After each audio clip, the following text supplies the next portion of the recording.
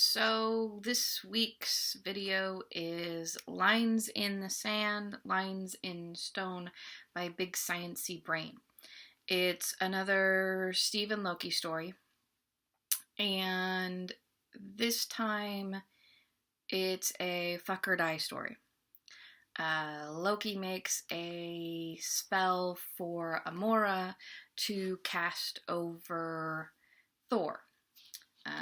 Loki agrees to do it because he wants him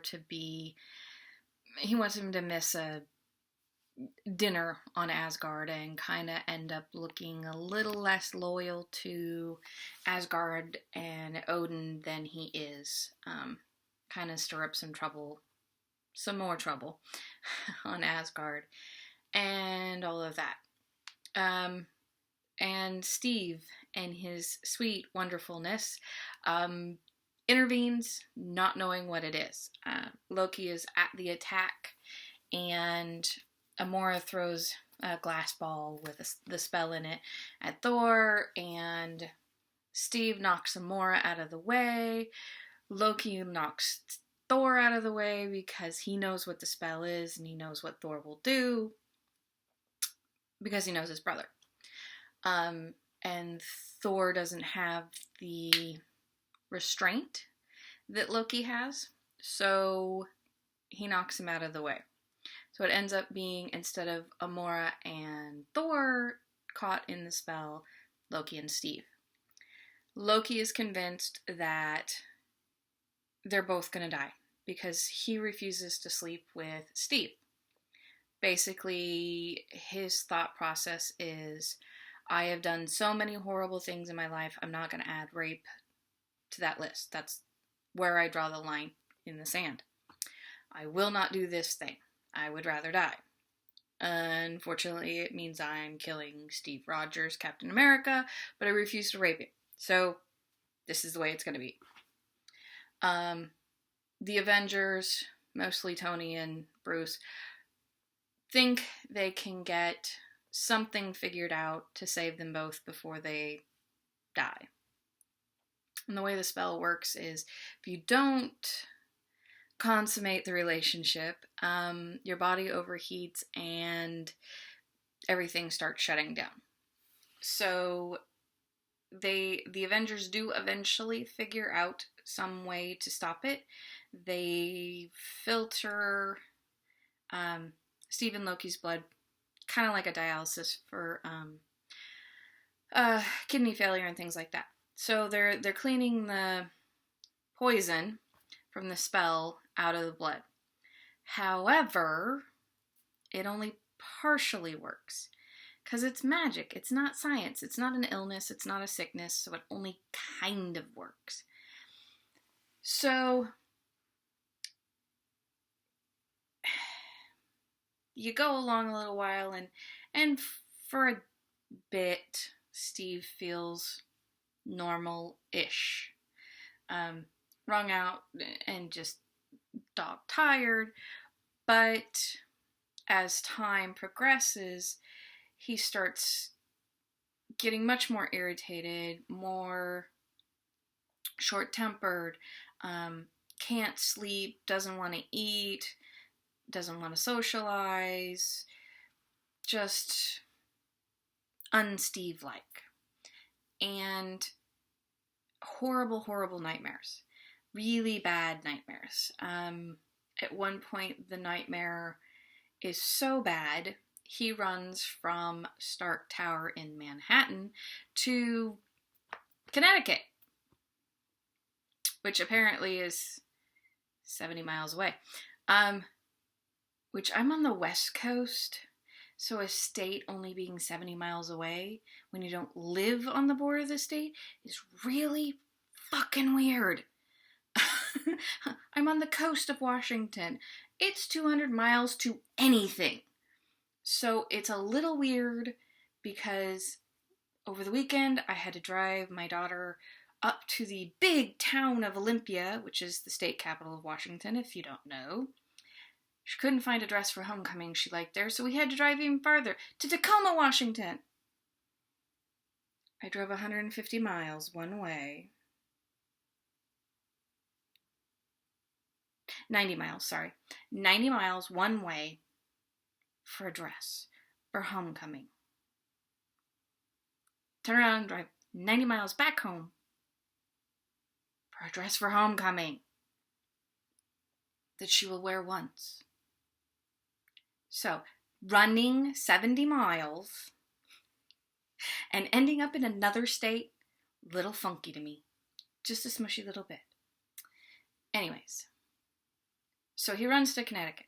He just runs until he can't run any farther, and he realizes he's in some town called Danbury.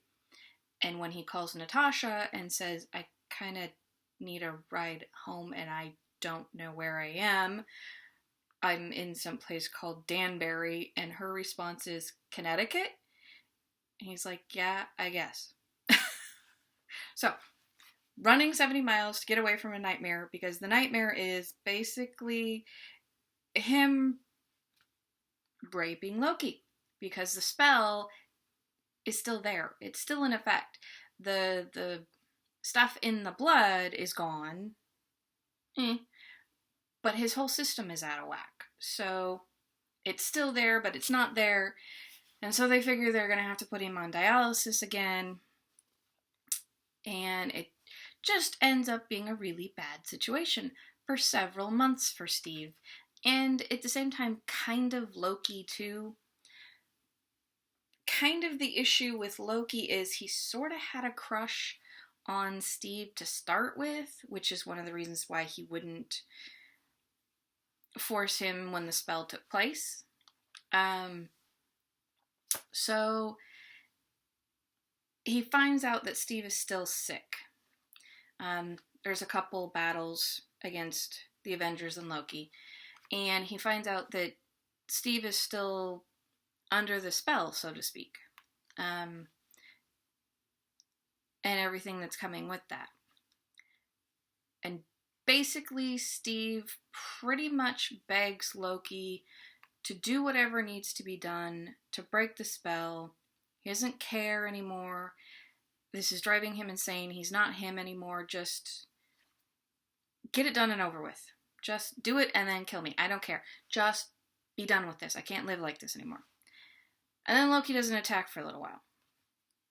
And in the meantime, in all of this, Loki has gotten this very beautiful, elegant, stationery card to Steve. It's blank.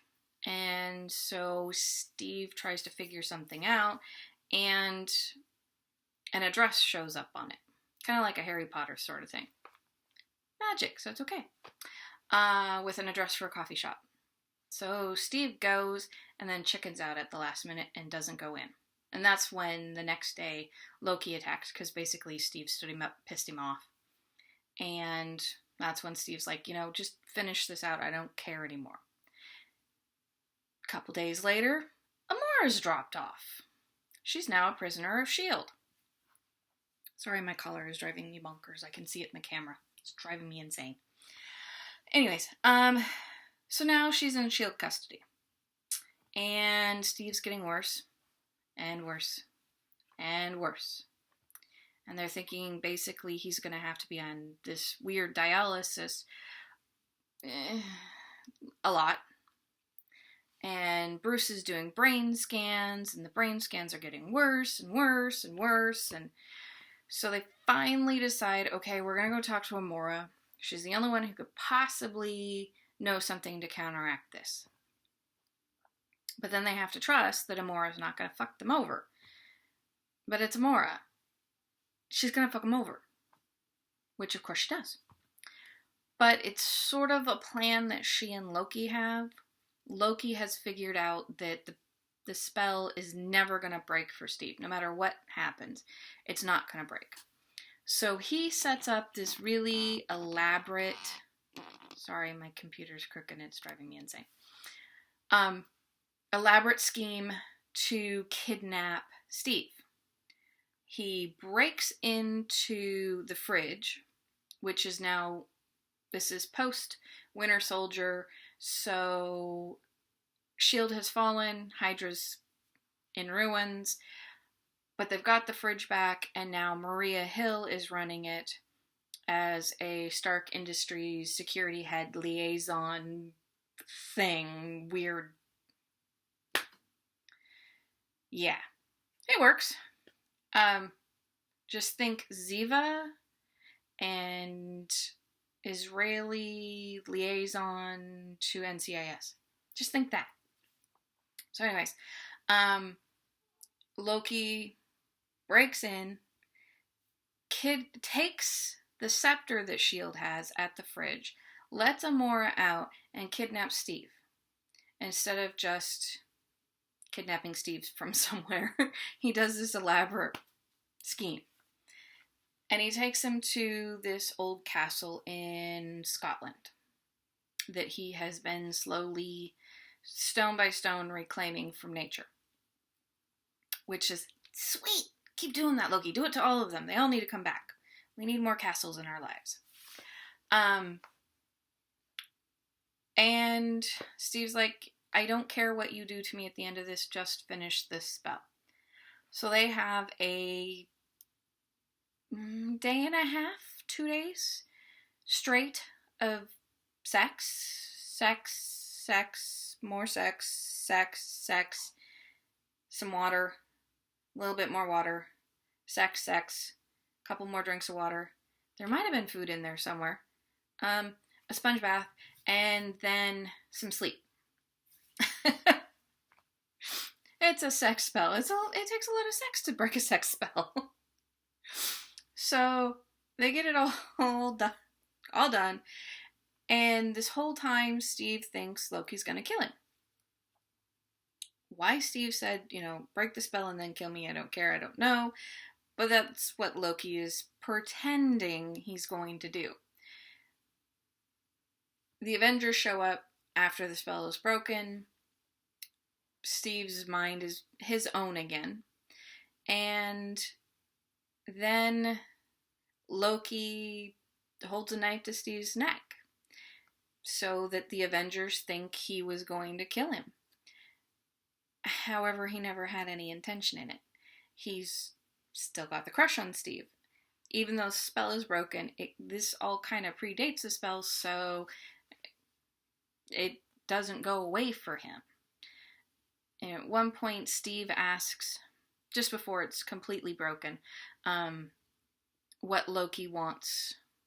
And Loki says, for you to love me in the morning, when this is all done. Of course, Steve doesn't. Steve's not that kind of person. She kind of writes Steve, not necessarily asexual, but demisexual, maybe, probably demisexual. Has to know the person to love them. And he doesn't know Loki. Not at all. Just the little bits and pieces of horribleness that Thor has told them over the years. Maybe a few good stories, but not enough for anybody to fall in love with him that doesn't instantaneously fall in love with the bad guy. So Loki lets himself be captured. The scepter's reclaimed by S.H.I.E.L.D. All of it's moved back to the fridge. Loki's held in custody there. And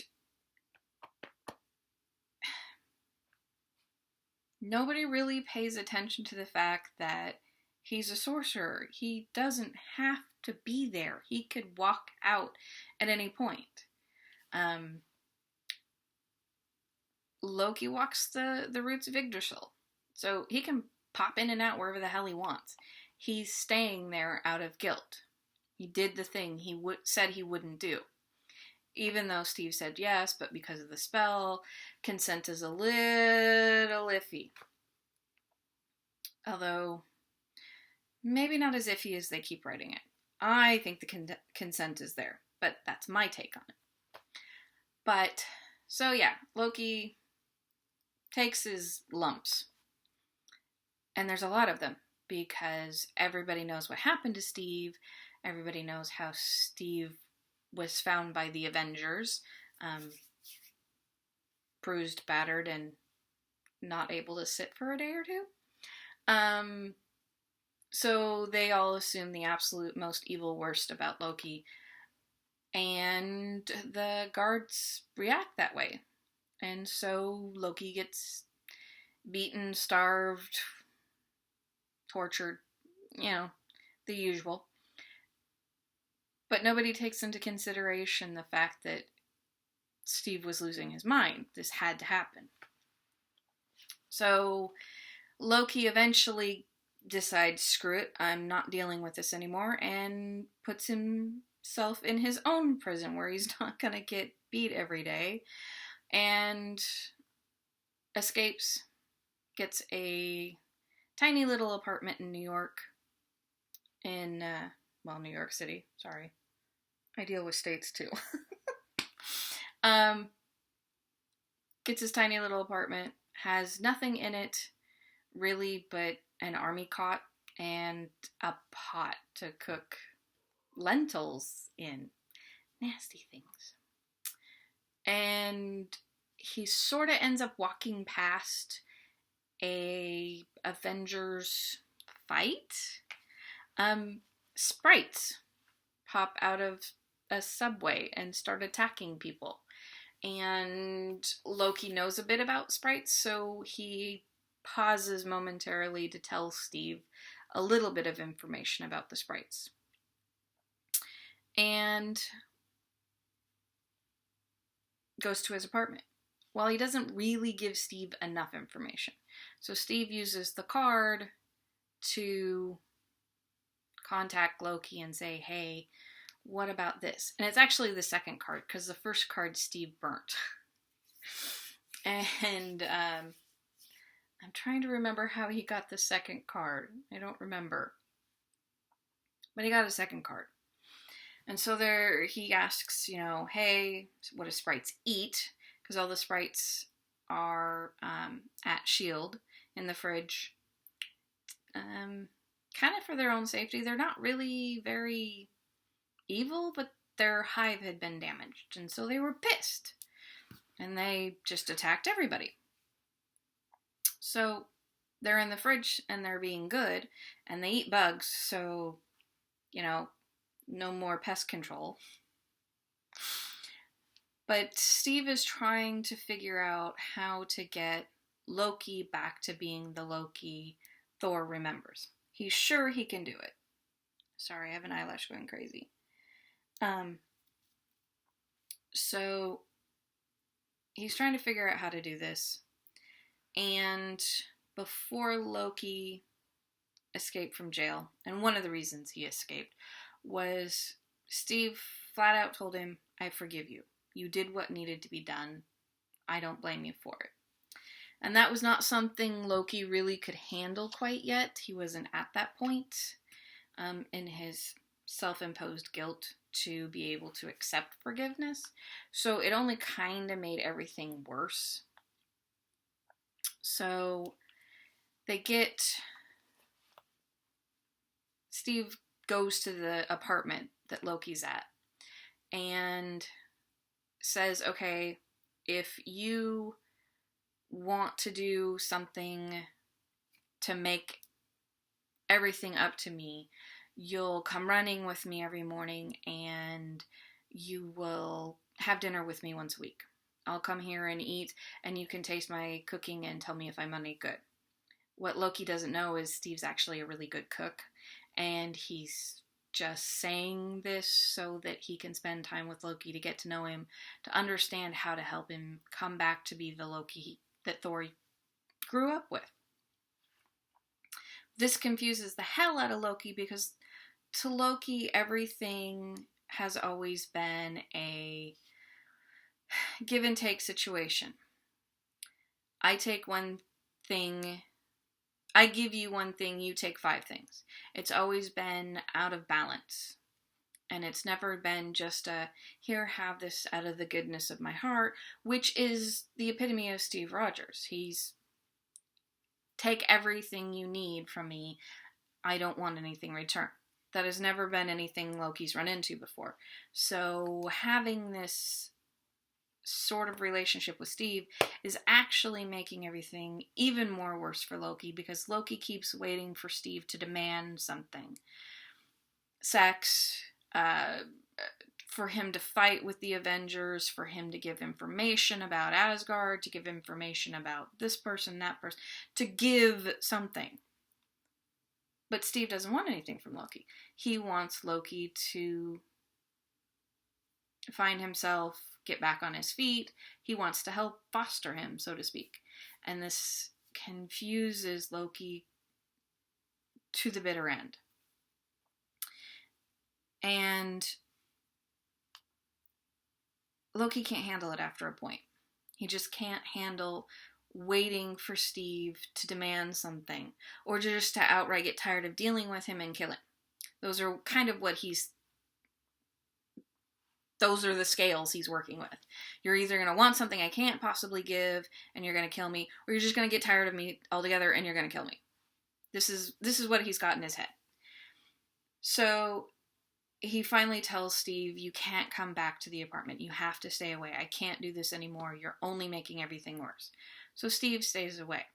However, Bucky is in New York. And Bucky was hiding out down near the Sprite's hive. He didn't destroy it. At least she doesn't really write it that he destroyed it. I don't think he had anything to do with it. But it is a Hydra thing. It just wasn't a Winter Soldier thing. So he's hiding out down there, and Natasha and Steve are investigating it, trying to figure out what happened to the hive and, why it was abused and destroyed. And they come across the Winter Soldier. Only he doesn't initially recognize Steve and Natasha. He does when he fires at the shield. It's Steve's shield. And then the next shot is way off. Well, Natasha nicks Bucky. Hits him in the leg. But he gets away, and they lose him.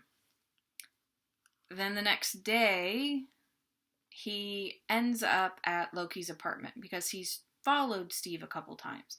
He's had a bit of enough memory to know he has to figure out this person. He sort of knows Steve, but not enough to understand why he knows Steve. He just knows that he needs to know him. But he can't know him because he doesn't know him. Brainwashing sucks. So he goes to Loki when he's shot because it's the only person he can think of to go to that might be able to help him, who isn't going to turn him into the authorities and probably isn't a Hydra person to pull him back in. So he goes to Loki, and Loki does help him. And at the same time, Natasha has actually talked Steve into going on a vacation. And Thor offers to take him to Asgard. And it turns into this giant team event.